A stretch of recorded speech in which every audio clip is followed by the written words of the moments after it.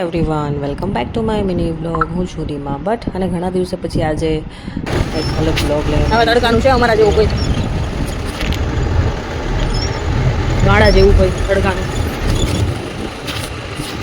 44 ડિગ્રીમાં અમે ઓપન જીપમાં રખડીશું. ત્યાં રખડતા નથી, અમે અમારા ઘઉં લેવા જઈશું. મારા પપ્પાની વાડીના ઘઉં લેવા જઈશું. અને આ જીપની હાલત જુઓ. ભાજપ છે બધે ભાજપ રખડી રખડી મારા પપ્પાની પાડીના ઉડારી જઈશું.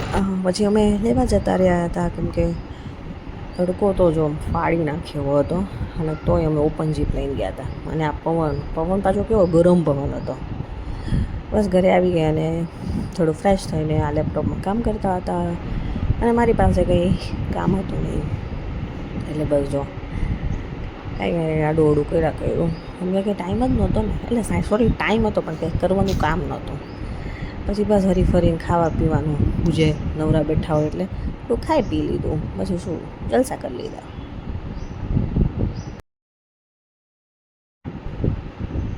એમજીસીની ચટણી એટલે એમજીસીની ચટણી.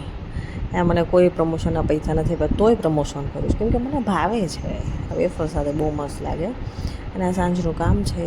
આવજો.